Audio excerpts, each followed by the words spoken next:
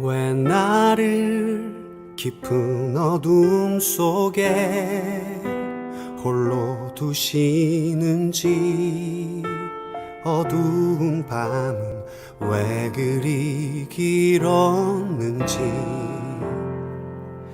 나를 고독하게, 나를 낮아지게, 세상 어디도 기댈 곳이 없게 하셨네.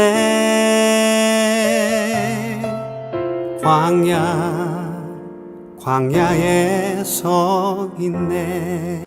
마음을 정돈하시고 조용한 기도 드리심으로 오늘 주일 예배를 하나님께 드리겠습니다.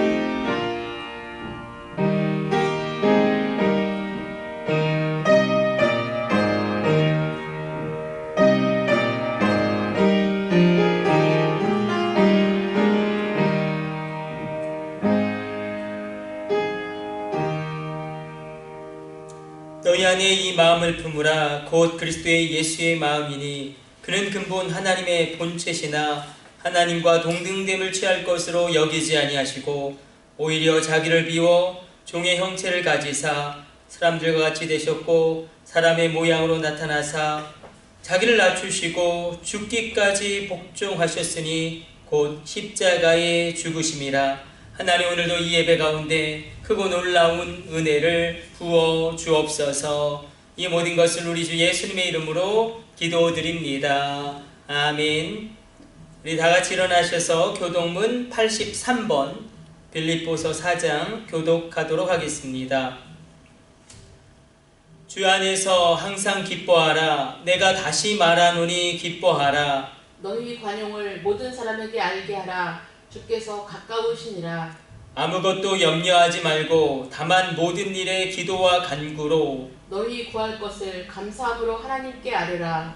그리하면 모든 지각에 뛰어난 하나님의 평강이 그리스도 예수 안에서 너희 마음과 생각을 지키시리라. 끝으로 형제들아, 무엇에든지 참되며 무엇에든지 경건하며 무엇에든지 옳으며 무엇이든지 정결하며 무엇이든지 사랑받을 만하며 무엇이든지 칭찬받을 만하며 무슨 덕이 있든지 무슨 기림이 있든지 이것들을 생각하라.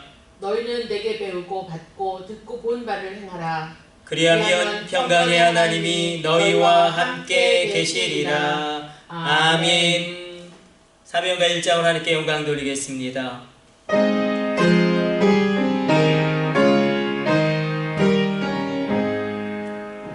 만복의 근원 하나님, 온 백성 찬송 드리고 저 천사여 찬송하세.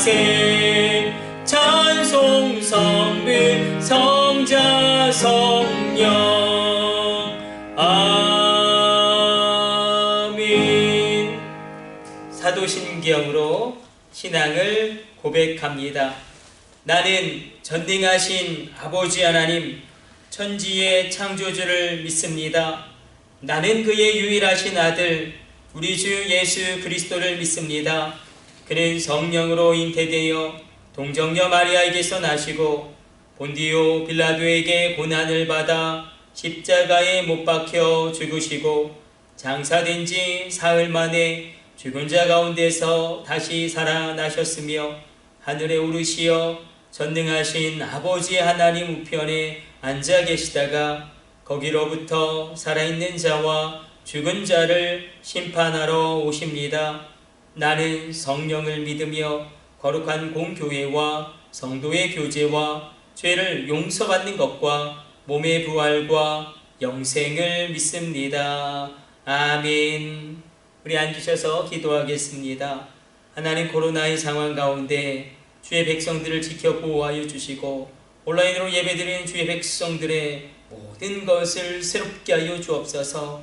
하나님, 이 코로나 가운데 하나님의 은혜가 성도님들에게 넘쳐나게 하여 주시고 특별히 우리의 다음 세대를 위하여 기도합니다. 우리의 어린 자녀들이 코로나로 말미암아 학력 격차가 발생하지 아니하도록 주님 저들에게 지혜와 총명을 더하여 주시고, 우리 중학교 고등학교 아이들 하나님 인격적으로 하나님을 체험하게 되어지는 성령 충만을 부어 주옵소서. 비전을 발견하게 하여 주옵소서. 우리의 젊은이들 저들의 진로와 미래와 결혼과 취업과 모든 것을 주님께 맡기온즉 가장 높고 아름다운 길로 친히 인도하여 주시며, 믿음으로 도전하며 믿음으로 모험하는 하나님의 사람들 되게 하여 주옵소서.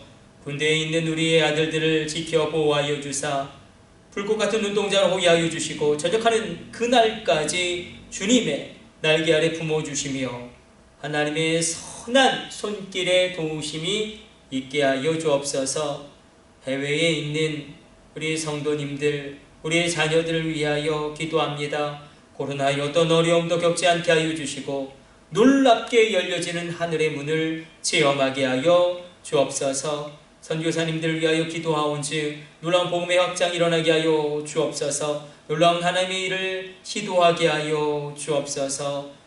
주님, 이 땅과 이 민족 가운데 함께하여 주사 코로나의 어려움이 속히 종식되어지고 위정자들에게 지혜를 더하여 주사 이 국난을 잘 극복하게 하여 주옵소서. 이 모든 것을 우리 주 예수님의 이름으로 기도드립니다. 아멘. 주님 가르쳐 주신 기도 올려드립니다. 하늘에 계신 우리 아버지, 아버지의 이름을 거룩하게 하시며 아버지의 나라가 오게 하시며 아버지의 뜻이 하늘에서와 같이 땅에서도 이루어지게 하소서.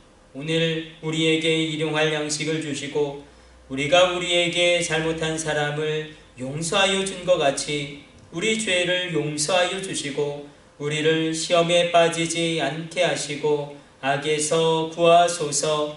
나라와 권능과 영광이 영원히 아버지의 것입니다.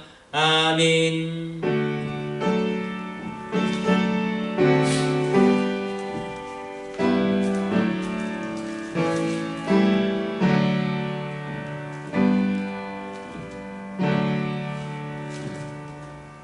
찬송가 369장 찬송 드리면서 봉헌하는 시간 갖도록 하겠습니다.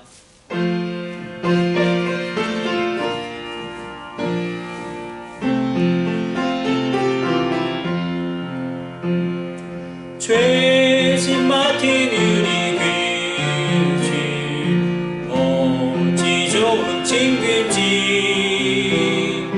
걱정 근심 무거운 짐 우리 주께 맡기세. 주께 고함 없는 고로 복을 받지 못하네. 사람들이 어찌하여 나를 줄을 모를까. 시험 걱정 모든 괴로움 없는 사람 누군가. 부질없이 낙심 말고 기도 드려 아뢰세. 이런 진실하신 친구 찾아볼 수 있을까. 우리 약함하시오니 어찌 아니하릴까. 근심 걱정 무거운 짐 아니 진짜 누군가. 비난 저는 우리 예수 주께 기도드리세. 세상 친구 멸시하고 너를 조롱하여도 예수 품에 안기어서 참된 위로 받겠네.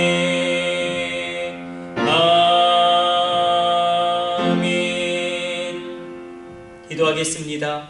하나님, 오늘도 주님 앞에 나올 때 귀한 주일 헌금으로 추정 헌금으로 예물드린 손길과 가정들이 있습니다.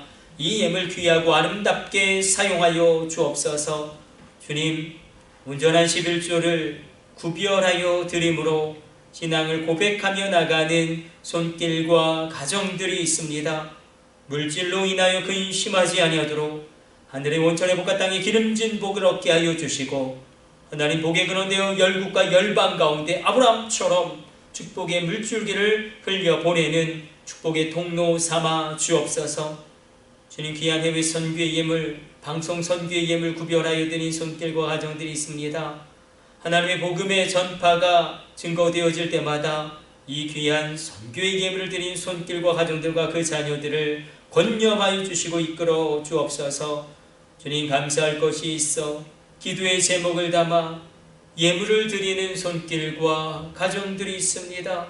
하늘문을 열어주시고 더 크고 놀라운 감사가 일어날 수 있도록 그 모든 삶을 주권적으로 이끌어 주옵소서.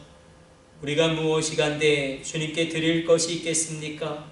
이 모든 것이 주님께로부터 왔사온즉 주님께 되돌려 드림이 합당하도소이다. 이 모든 것을 우리 주 예수님의 이름으로 축복하며 기도드립니다. 아멘. 오늘 우리에게 주시는 하나님의 말씀은 사사기 2장 6절로 10절까지의 말씀입니다. 우리 다 같이 합독하도록 하겠습니다. 전에 여호수아가 백성을 보내매 이스라엘 자손이 각기 그들의 기업으로 가서 땅을 차지하였고, 백성이 여호수아가 사는 날 동안과 여호수아 뒤에 생존한 장로들 곧 여호와께서 이스라엘을 위하여 행하신 모든 큰 일을 본 자들이 사는 날 동안에 여호와를 섬겼더라.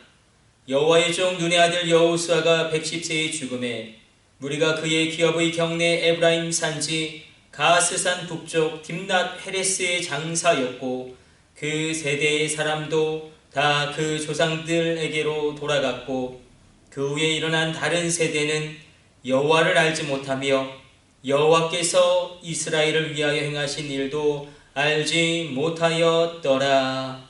아멘. 오늘 본문의 말씀 가지고 이 코로나의 위기 가운데 하나님이 우리에게 주시는 중요한 삶의 방향을 다시금 잡아보고 재설정하기를 원합니다. 우리는 분명히 4차 산업혁명 시대를 분명히 살아가고 있습니다. 급격한 변화가 일어나고 있습니다. 그래서 우리가 일상에서 빠지지 않고 하루에도 빠짐없이 접하는 것이 있는데, 이 4차 산업혁명이라는 거대한 톱니바퀴 가운데 우리는 통계를 만나게 됩니다. 한번 코로나 관련 통계를 떠올려 봅시다. 확진자 수, 감염자 수, 백신 접종률 등등, 이런 통계는 우리 일상 가운데 아주 깊숙이 통계가 영향을 미치고 들어와 있음을 보여주는 신뢰입니다.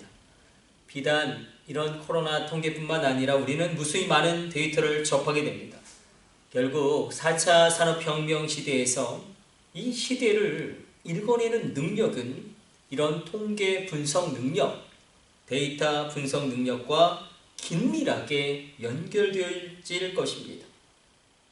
대선 지지율, 정당 지지율, 정치적인 조사 통계뿐만 아니라 다양한 조사 통계는 지금 이 시점에 사람들의 마음을 읽어내는 도구가 될 뿐만 아니라 어떤 이 시대의 어떤 흐름과 추세를 추적하는 통로가 되기도 합니다.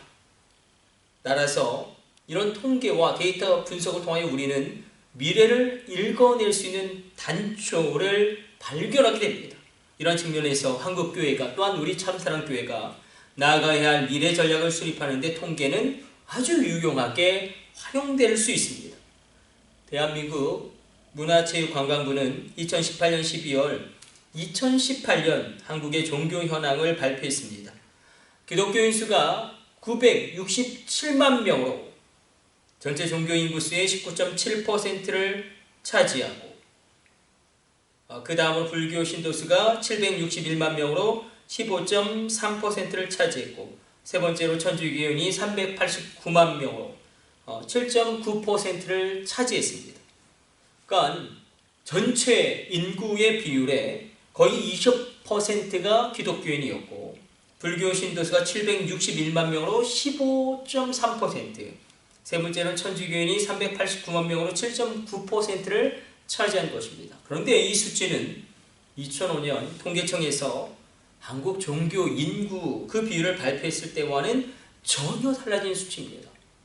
2005년에는 불교가 1000만 명에 이르렀으므로 22%, 그 뒤를 이어 기독교가 860만 명으로 18%, 천주교가 514만 명으로 11%를 차지한 것에 비하면 2018년의 조사는 굉장히 다른 시대의 흐름을 우리에게 보여주고 있습니다. 특별히 불교 신도수가 1000만 명에서 761만 명으로 급감했습니다. 불교 신도수의 급감을 저는 이렇게 이 통계를 읽었습니다. 그 원인은 다음 세대의 교육에 있다. 왜냐하면 기독교 크리스찬이 불교 신도들보다 보다 젊은 것으로 보고되었기 때문입니다. 50대 이후에서 불교 신도수는 기독교 크리스찬의 수보다 많았습니다. 반면에 10대, 20대, 30대, 40대의 비율은 기독교 크리스찬의 비율이 불교 신자보다 압도적으로 많았다는 것입니다. 그래서 저는 이렇게 한번 분석해 보았어요. 교회가 젊은 세대에게 접근성이 좋았다.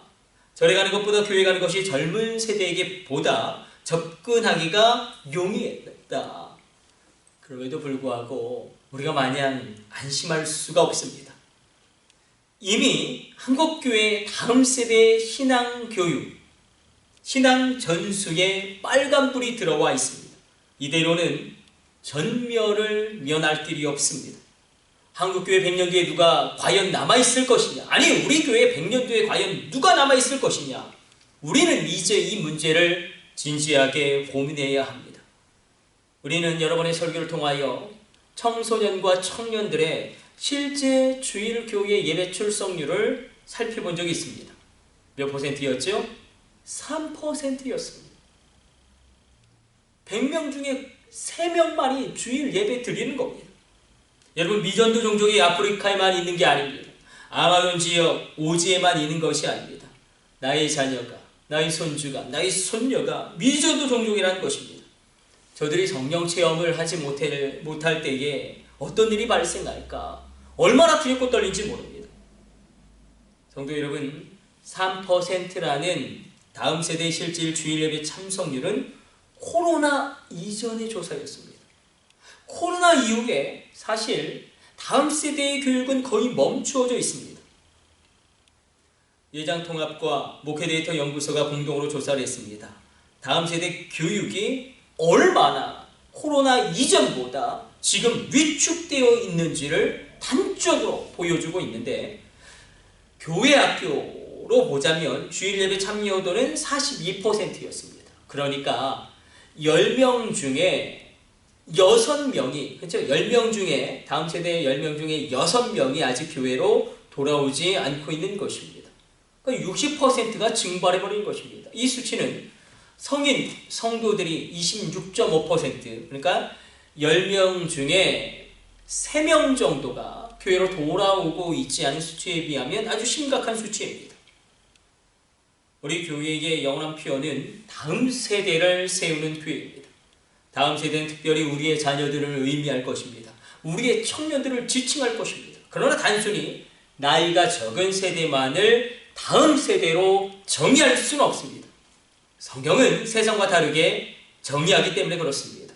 성경에서 놀라운 역사를 이룬 갈렙은 그의 나이 85세였지만 펄펄 뛰는 젊은이와 같이 쓰임받았습니다. 모세도 그 나이가 120세가 될지라도 하나님께 강력하게 불꽃같이 제로 소멸되지 않는 인생으로 쓰임받았습니다. 나이가 많아도 얼마든지 다음 세대가 될 수 있습니다. 나이가 많아도 나도 쓰임받을 수 있습니다. 건강이 없어도 나 쓰임받을 수 있습니다. 능력이 없어도 나도 쓰임받을 수 있습니다. 하나님이 쓰시면 됩니다. 하나님이 만지시면 됩니다. 이런 소망을 갖고 주여 나로 다음 세대 되게 하여 주옵소서.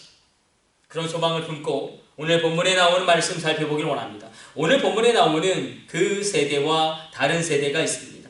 그 세대는 출애굽 신앙 1세대, 여호수아와 장로들 가나안 정복 신앙 2세대, 그리고 그 이후에 태어난 다른 세대 신앙 3세대를 의미할 것입니다.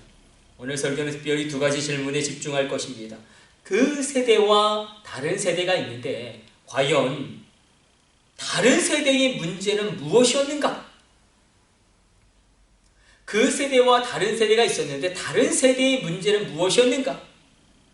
또 한 가지는 그 세대와 다른 세대가 있는데 그 세대인 부모 세대의 치명적인 실수는 무엇이었는가? 우리 이 두 가지 질문에 집중하면서 오늘 말씀을 깊이 들어가 보려고 합니다. 한번 위기의 징조를 생각해 보십시다. 한때 세계에서 선교사를 가장 많이 파송했던 나라는 영국이었습니다. 현재 영국 교회가 얼마나 심각하게 무너졌는지 영국에서 전도하면요 깜짝 놀랍니다. 교회 다니십니까? 질문하면 깜짝 놀라요. 아직도 교회 다니는 사람이 있냐고. 영국에서 곧 무슬림은 가장 많은 종교인을 가진 종교가 될 것입니다. 우리나라 최초로 성경을 전해준 분이 토마스 선교사님이십니다. 평양 대동강변에서 발을 육지에 대보지도 못하고 27살의 젊은 나이에 순교하십니다. 그런데 이분이 순교하면서 자신을 죽이던 조선 병사에게 박충건에게 성경을 주는데 박충건이 이 성경을 가져다가 무엇으로 쓰냐면 벽지로 씁니다. 그러다가 어떻게 예수님을 기적적으로 믿게 되고 놀라운 말씀의 권세 가운데 그분이 장로님이 되고 복음전도자의 삶을 살게 되고 이 토마스 선교사님이 순교로 전해준 성경책이 훗날 1907년 평양 대부흥을 일으키는 귀중한 촉발시키는 계기가 된 것입니다. 그 귀한 토마스 선교사님을 파송했던 영국 웨일즈의 한오버 교회는 지금 술집으로 팔려버렸습니다. 교회 모양은 그대로 있는데 창문에 스테인 글라스에 예수님이 그대로 있는데 술집입니다. 얼마나 그것을 바라볼 때에 안타까운 주요. 근데 선교의 아버지 윌리엄 캐리가 있지 않습니까? 위대한 하나님을 기대해라. 위대한 놀라운 일을 시도하라. 그렇게 우리에게 도전했던 윌리엄 캐리, 구두 수선공이었음에도 불구하고 세계 지도를 그 앞에 붙여놓고 위대한 하나님을 기대하라. 위대한 하나님을 위하여 위대한 일을 시도해라 외쳤던 이 사람, 세계의 영적인 지도, 선교의 영적인 지도를 바꿨던 이 사람. 여러분, 그러나 윌리엄 캐리 기념교회는 지금 디스코텍으로 바뀌었습니다. 그 안에서 현란하게 돌아가는 불빛을 바라보면 우리의 마음이 그냥 우리 속이 꽉 막혀버린 것입니다. 영국과 유럽의 많은 교회들이 노인들 몇 분만 출석하시거나 아니면 이슬람 사원으로 팔린 곳이 한두 교회가 아닙니다. 한국 교회가 유럽 교회를 따라가지 않으리라는 보장이 없습니다. 만약에 지금 이대로 이 통계 수치대로 가다 보면 한국의 기독교가 젊은 세대가 급감한 불교를 따라가지 않으리라고 장담할 수도 없습니다. 만약에 이것이 현실이라면, 정말 이것이 현실이고 팩트라면 그저 우리는 나의 자녀 잘 될 거야, 예수님 잘 믿을 거야, 나의 손주 손녀 근데 교회에 나오고 예수님을 믿게 될 거야, 이렇게 막연하게 기대해서는 안 됩니다. 설마 한국교회가 그렇게 되겠어? 이렇게 안일하게 생각해서도 안 됩니다. 우린 문제의 심각성을 인식하고 구체적인 대안을 찾아야 합니다. 기도하고 도전해야 합니다. 기도하고 모험해야 합니다. 아무것도 안 하면 아무 일도 일어나지 않습니다. 변화돼야 되고 혁신해야 합니다. 자, 그렇다면 그 세대와 다음 세대의 문제는 무엇이었는가? 오늘 그 질문을 살펴보면서 오늘 본문 사사기 2장 10절은 우리의 고민을 그대로 담고 있습니다. 다음 세대 실질 예배 출석률 3%, 코로나로 말미암아 다음 세대 10명 중에 6명이 증발을 벌이고 교회로 돌아오지 않는 이 심각한 사태. 우리 사사기 2장 10절 말씀 같이 합독해 보도록 하겠습니다. 그 세대의 사람도 다 그 조상들에게로 돌아갔고 그 후에 일어난 다른 세대는 여호와를 알지 못하며 여호와께서 이스라엘을 위하여 행하신 일도 알지 못하였더라. 그 세대가 등장하고 다른 세대가 출현합니다. 다시 한번 정리해 보죠. 이스라엘 백성들은 출애굽합니다. 광야 생활을 40년 하고 가나안 땅 정복에 30년이 걸립니다. 여기서 그 세대는 출애굽 1세대, 광야 1세대와 가나안을 정복한 2세대, 여호수아와 장로들의 세대를 의미합니다. 반면에 다른 세대는 가나안 땅에 정착하고 태어난 이후의 세대, 즉 3세대, 신앙의 3세대를 의미하는데, 이 3세대들은 부모 세대가 생명 걸고 정복한 가나안 땅에 태어나 부모님 덕택으로 경제적인 안정과 정치적인 평화를 누리며 비교적 평탄하게 살았던 세대입니다. 따라서 우리 시대 가운데 한번 이렇게 적용해 볼 수 있겠죠. 신앙의 1세대는 할아버지 할머니 세대, 장로님 권사님 세대, 신앙의 2세대는 부모 세대인 바로 이 우리와 같은 세대, 또 신앙의 3세대는 우리의 손주 손녀들의 세대. 오늘 말씀에서 다른 세대가 출현하는데 이 다른 세대가 바로 다음 세대, 신앙의 3세대를 나타낼 것입니다. 그렇다면 부모 세대와 다음 세대의 차이가 무엇이었을까? 그 다음 세대는 왜 부모 세대와 달리 하나님 앞에 가증할 악을 행하고 왜 이렇게 무너져 버렸는가? 한번 부모 세대를 먼저 떠올려 봅시다. 사사기 2장 7절 말씀 같이 고민하며 읽습니다. 백성이 여호수아가 사는 날 동안과 여호수아 뒤에 생존한 장로들 곧 여호와께서 이스라엘을 위하여 행하신 모든 큰 일을 본 자들이 사는 날 동안에 여호와를 섬겼더라. 자, 여기서의 백성은 부모 세대를 의미합니다. 이들은 여호와를 섬겼는데 문제는 그 다음 세대입니다. 심각한데 우리 다시 10절의 말씀 읽어보도록 하겠습니다. 그 세대의 사람도 다 그 조상들에게로 돌아갔고 그 후에 일어난 다른 세대는 여호와를 알지 못하며 여호와께서 이스라엘을 위하여 행하신 일도 알지 못하였더라. 저들이 얼마나 심각하게 무너졌는지 오늘 본문이 분명하게 고발하고 있습니다. 믿음의 길을 얼마나 심각하게 떠나버렸는지 지적하고 있습니다. 여러분, 우리가 이런 마음을 가지고 11절 12절 같이 읽는데 나의 자녀도 나의 손주와 손녀도 이렇게 무너질 수 있다라는 경각심을 가지고 한번 읽어보기를 원합니다. 사사기 2장 11절 12절 말씀 같이 합독합니다. 이스라엘 자손이 여호와의 목전에 악을 행하여 바알들을 섬기며 애굽 땅에서 그들을 인도하여 내신 그들의 조상들의 하나님 여호와를 버리고 다른 신들 곧 그들의 주위에 있는 백성의 신들을 따라 그들에게 절하여 여호와를 진노하시게 하였으되. 자, 7절의 백성은 부모 세대죠. 반면에 11절의 이스라엘 자손은 다음 세대를 나타냅니다. 이들은 하나님을 버립니다. 바알을 섬깁니다. 하나님을 진노하게 합니다. 쉽게 말하면 교회는 막 절대 안 나가면서 교회 좀 같이 나가자고 하면 어떤 교회 목사님이 이런 폐리를 저질렀고 어떤 교회 장로님이 이런 죄악을 저질렀는데 내가 미쳤다고 교회 나가자 이러는 겁니다. 그럼 우리의 마음은 답답해지는 겁니다. 아니면 뭐 신천지에 빠져서 헤맨다든지 아니면 하나님 그런 게 어딨냐고 이렇게 무너져 버리는 거. 저를 보세요. 구약에 여러 세대가 등장하는데 가장 악하고 가장 음란하고 가장 형편없는 세대가 어떤 세대입니까? 그렇죠. 사사기 세대죠. 바로 이 사사기 세대가 오늘 본문에 나오는 다른 세대입니다. 부모 세대와 다음 세대가 왜 이렇게 신앙의 차이가 납니까? 이 질문에 우리가 정확한 답을 규명할 때 비로소 우리는 새로운 길을 찾을 수 있을 것입니다. 결국 부모 세대의 훌륭한 믿음의 신앙, 야성의 신앙이 다음 세대에게 제대로 전수되지 못한 이유가 무엇이었을까?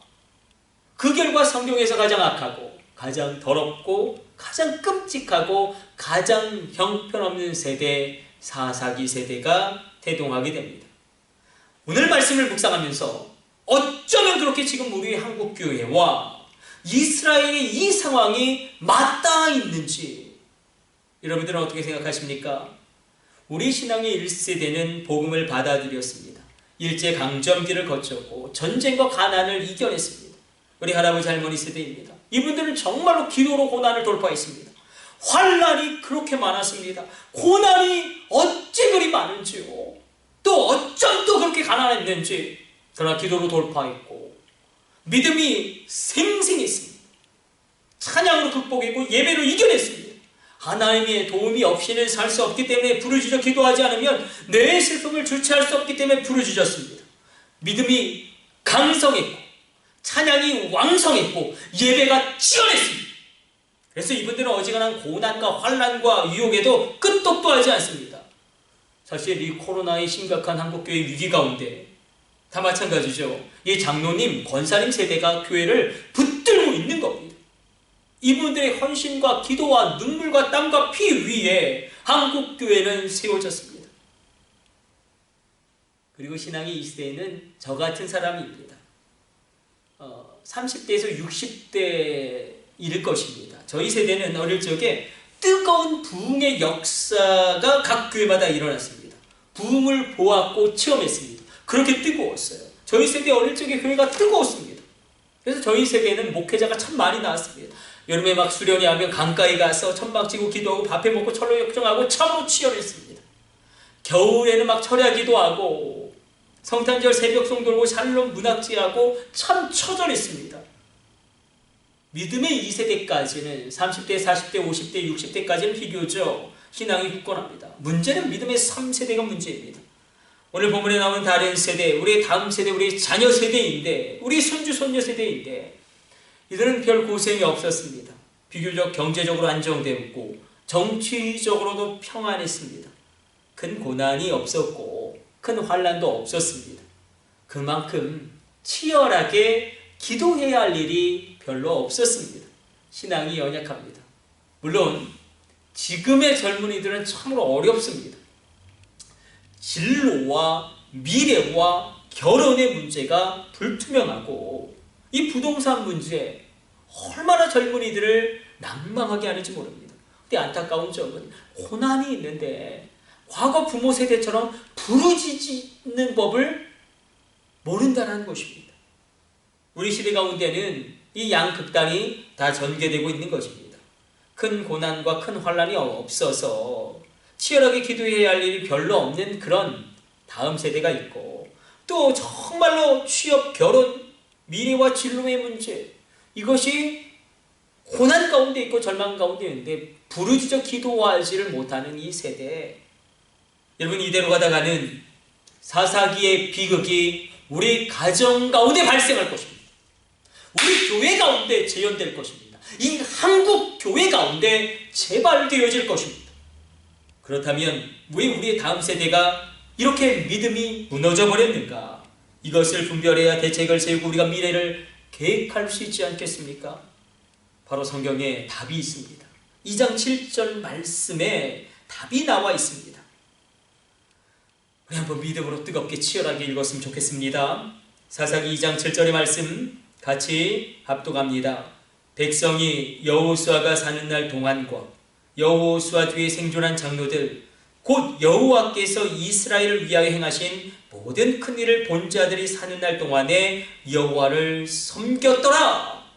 부모 세대가 신앙생활이 뜨거웠던 이유는 단 한 가지입니다. 하나님이 행하시는 큰 일을 보았기 때문입니다. 여기서 보았다는 것은 체험했다는 것입니다. 한번 생각해 봅시다. 우리가 좌절, 낙심해서 열정을 회복할 수 있는 유일한 길은 무엇이냐면 단 한 가지요. 바로 하나님이 행하시는 큰 일을 보면 됩니다. 믿음의 1세대 모세를 떠올려 봅시다. 모세는 가능성 있는 왕조였습니다. 그런데 그의 나이 40에 모든 것이 막힙니다. 아무리 해도 안 됩니다. 그는 실수합니다. 살인합니다. 실패합니다. 광야로 도망칩니다. 그 광야에서 40년을 머무르는 동안 그 모래바람에 그의 비전과 열정 다 사라져버렸습니다. 그 세월의 무게, 모세의 모든 마음의 소망도 다 식어져 버렸고 모든 열정도 다 없어져 버렸습니다. 그런데 하나님을 다시 만나게 되고 하나님이 하시는 큰 일을 보게 됩니다.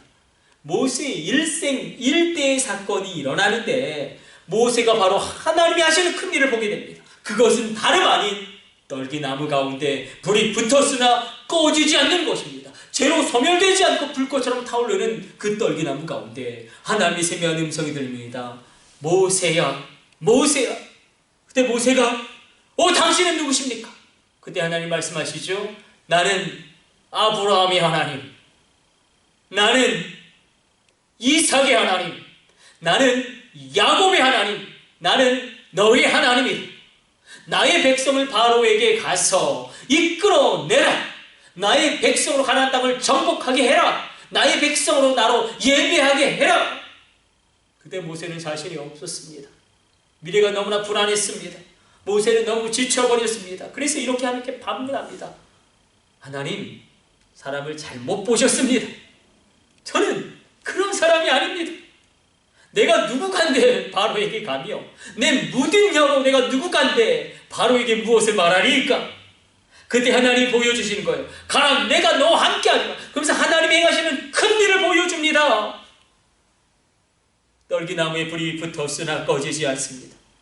하나님이 하시는 큰 일을 보자 모세의 죽은 열정이 살아납니다. 오늘 이 아침 하나님이 하시는 큰 일이 여러분의 온 몸으로 체험되어지는 은혜의 역사 일어나게 되시기를 축복해드립니다. 하나님이 행하시는 큰 일을 여러분의 온 영으로 체험하시기를 성부, 성자, 성령의 이름으로 축원합니다. 오늘 본문으로 다시 돌아보죠. 다음 세대는 어떨까요? 2장 10절의 말씀 다시 읽습니다. 그 세대의 사람도 다 그 조상들에게로 돌아갔고 그 후에 일어난 다른 세대는 여호와를 알지 못하며 여호와께서 이스라엘을 위하여 행하신 일도 알지 못하였더라. 다음 세대는 하나님을 알지 못합니다. 다음 세대는 하나님이 행하시는 큰 일도 알지 못합니다. 여기서 알지 못했다는 것은 지성적으로 이해하지 못한다는 의미가 아니라 온 삶으로 체험하지 못했다는 것입니다. 부모 세대는 하나님을 체험했습니다. 광야에서 태어나 어릴 적부터 숱한 고난을 겪었습니다. 광야에서 먹이신 하나님의 은혜를 체험했습니다. 요단강이 갈라지는 것을 두 눈으로 똑바로 목격했습니다. 거인족 속 네피림과 싸워서 이겼습니다. 네피림의 후예들, 몸은 장대한데 고대 지적 존재들이죠. 어떤 놈은 손가락도 6개, 발가락도 6개라 엄청 싸움도 잘하고 빨리 달리고 도저히 그들 앞에서 이길 승산이 없고 그들과 상대가 안 되는데 절대 이길 수 없는 전쟁에서 이겼습니다. 절대 이길 수 없는 전력임에도 불구하고 주님이 주시는 능력으로, 주님이 주시는 지혜로 이기고 또 이겼습니다. 이것을 그 부모 세대는 체험한 것입니다. 우리도 그럴 때가 있죠. 물론 우리 입으로는 하나님의 은혜다 이야기는 하지만 내 마음으로는 내가 참 잘 선택했지, 내가 참 잘 대응했지, 이런 게 있고, 그 일이 지나고 나서 보니까 내가 아무리 생각을 해도 이것은 죽었다 깨어나도 내가 할 수 없는 일입니다. 정말 하나님 주시는 능력으로, 정말 하나님이 주시는 지혜로 그것을 이루었습니다. 그때 우리는 정말 고백하는 것입니다. 주님이 하셨습니다. 나의 하나님은 살아계신 전능자이십니다. 우리 오랜만에 한번 믿음으로 고백해 봅시다. 주님이 하십니다. 그렇게 부모 세대들은 나라도 땅도 없었지만 땅을 얻고 유업을 얻고 나라를 일구었습니다. 하나님이 행하시는 큰 일을 체험했습니다. 그러나 다음 세대에게는 이 체험이 없습니다. 부모 세대는 체험신앙이었는데 다음 세대에게는 이 체험신앙이 없었다는 것입니다. 이게 바로 제가 서두에 던졌던 첫 번째 질문에 대한 답입니다. 그 세대와 다음 세대가 있는데 부모 세대, 이 다음 세대 차이점이 무엇이었습니까? 다음 세대의 문제는 무엇이었습니까? 하나님이 행하시는 큰 일을 체험하지 못했습니다. 그렇다면 부모 세대의 실수는 무엇인가? 물론 부모 세대가 하나님을 잘 믿으라고 왜 말하지 않았겠습니까? 왜 우리라도 왜 그런 말을 안 하겠습니까? 같이 한번 교회 가자, 한번 예수님 잘 믿어보자. 이들이 체험하지 못합니다. 왜 그럴까? 다음 세대가 왜 하나님을 체험하지 못했을까? 부모 세대가 놓치고 있는 것은 무엇이었을까? 하나님을 체험하지 못한 책임이 다음 세대에게만 있는 게 아니라 부모 세대에도 있다고 성경이 고발하는데 우리를 긴장하게 만드는 말씀입니다. 왜 그럴까요? 부모 세대가 놓치고 있던 것은 무엇일까요? 2장 6절의 말씀 우리 집중해서 같이 압독합니다. 전에 여호수아가 백성을 보내매 이스라엘 자손이 각기 그들의 기업으로 가서 땅을 차지하였고, 잘 생각해 보십시오. 부모 세대는 땅을 차지하는 축복을 받습니다. 그런데 문제는 이 축복을 사명으로 승화시키지 못합니다. 축복을 사명으로 승화시키지 못하니 신앙 계승에 먹구름이 끼고 실패하더라라는 것입니다. 여러분을 축복합니다. 축복을 사명으로 승화시키시기를 주님의 이름으로 축원해 드립니다. 마치 요셉처럼 총리의 축복을 고대 근동을 기근에서 구원한 하나님의 비전을 이루는 사명으로 승화시켰듯이, 반면에 축복을 사명으로 승화시키지 못하고 오히려 죄악의 기회로 삼고 하나님을 떠나는 계기로 삼는 경우도 얼마나 많은지 모릅니다. 대표적인 예가 삼손이겠죠. 하나님이 주신 강력한 힘을 자신의 쾌락을 위하여 낭비합니다. 우리는 이런 것도 참 많이 보죠. 정말 기도로 열심히 해서 하나님이 특별한 축복을 주셔서 물질의 영역에서 부유해지신 성도님이 그 부유함으로, 그 물질과 부로 점점점 그 부 때문에, 그 물질 때문에 하나님을 떠나가게 되고 겨우 주일 예배만 지키는, 그리고 그 부유함과 하나님과 전혀 상관없는 삶을 살아가는 그런 분들을 얼마나 많이 보게 됩니까? 또 치유를 받았지만 그 건강으로 오히려 죄악을 범하게 되어지는 그런 성도님들도 얼마나 많이 보게 됩니까? 똑같습니다. 잘 들어보십시오. 이스라엘은 지금까지 단 한 번도 땅을 유업으로 차지해 본 적이 없습니다. 부모 세대들은 광야에서 태어나 40년 동안 죽을 고생을 했고 30년 동안 가나안 정복전쟁이란 치열한 전쟁을 치렀습니다. 얼마나 힘들었는지 모릅니다. 그런데 난생 처음 땅이 생기고요, 집이 생기고요, 이제는 내 손으로 일구어 그 결실을 먹을 수 있는 기업도 생겼습니다. 그런데 그 축복을 사명으로 승화시키지 못합니다. 그러면서 어떤 문제가 발생하냐면 안주하기 시작해요.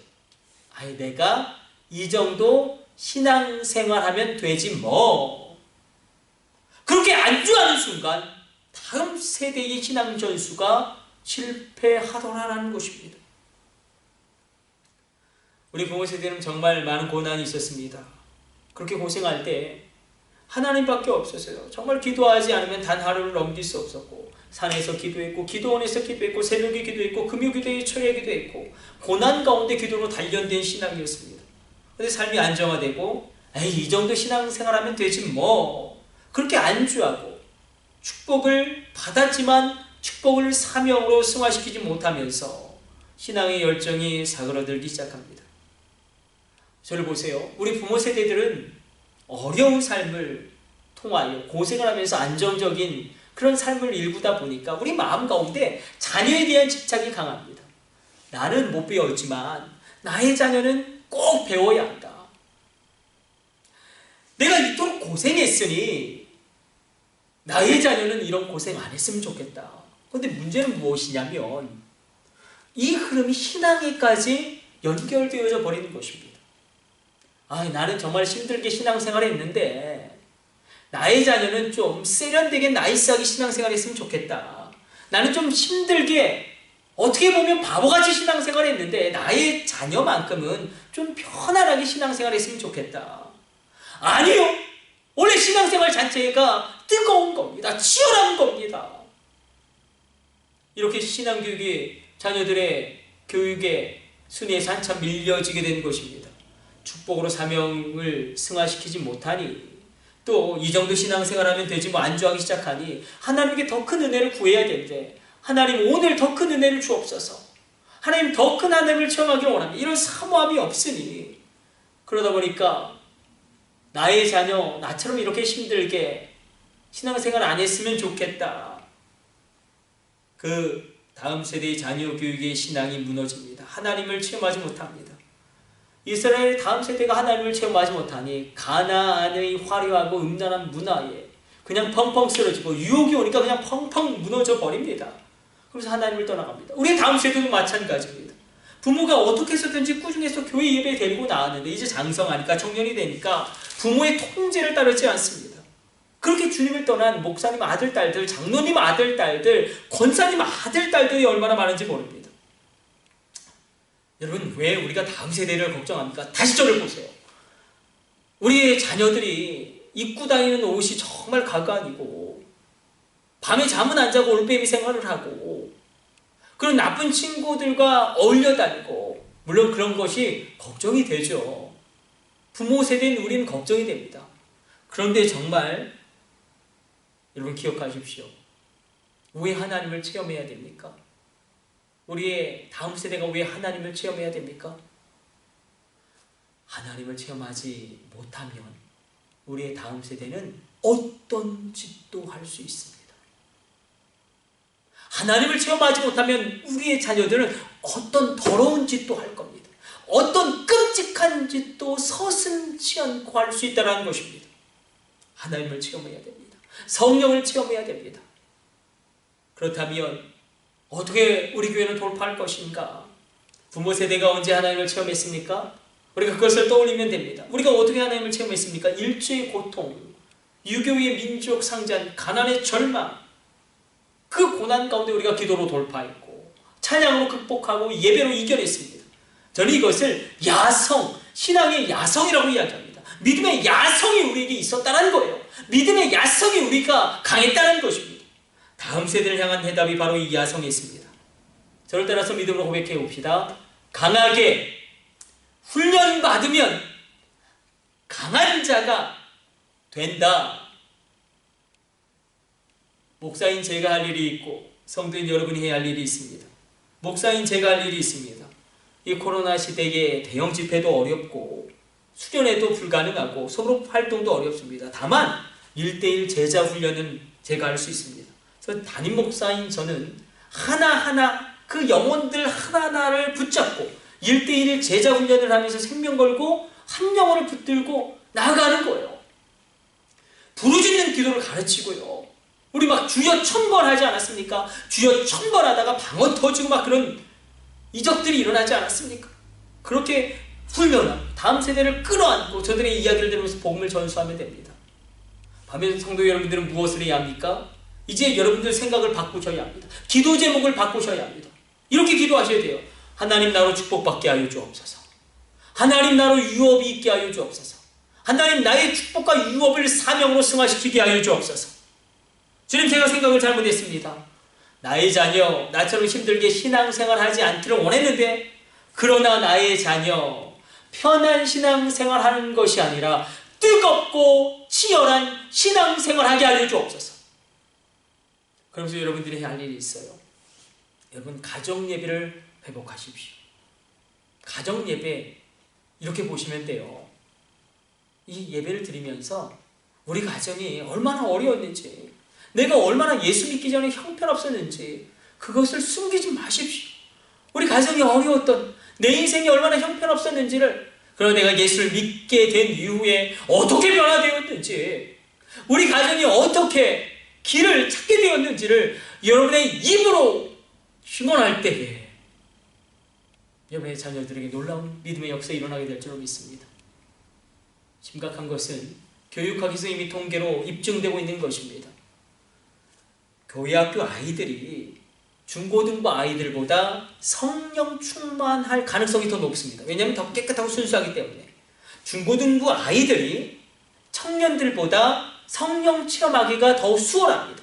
왜냐하면 그들 가운데 더 세상때가 덜 묻었기 때문에. 그러나 청년 이후에는 그렇게 어려운 거예요. 우리 소망을 품읍시다. 우리 다음 세대들 성령 체험하게 해달라고. 우리가 그렇게 부르짖으며 나갈 때 하나님의 놀라운 역사 일어나게 될 줄로 믿습니다. 우리 기도하겠습니다. 하나님, 우리의 다음 세대를 위하여 기도합니다. 체험 신앙이 있게 하여 주옵소서. 우리의 마음 가운데 있었던 세상적인 가치관을 버리게 하여 주시고 단순히 편안한 신앙생활을 하는 게 아니라 뜨겁고 치열한 신앙생활을 나의 자녀하게 하여 달라고 우리가 구합니다. 우리가 가정예배를 회복하기를 원합니다. 일주일에 한 번이라도 우리가 증언하기를 원합니다. 우리 가정, 내 인생이 얼마나 어려웠는지, 근데 예수님을 믿고 어떻게 변화되었는지를 우리가 증언할 때에 놀라운 은혜의 일들이 일어나기를 원합니다. 우리 교회가 다음 세대 일대일 제자 훈련을 시작합니다. 성령이여 감동하여 주사 우리 다음 세대들을 이끌어 주옵소서. 이 모든 것을 우리 주 예수님의 이름으로 축복하며 기도드립니다. 아멘. 축도로 오늘 예배 모두 마치겠습니다. 이제는 우리 주 예수 그리스도의 놀라운 구속의 은혜와 지극히 크신 하나님 아버지의 사랑하심과 성령님의 감동하심이 오늘 온라인으로 예배드리는 모든 심령 가운데 이제로부터 영원까지 함께 있을지어다. 아멘. 나를 태워주소서. 제발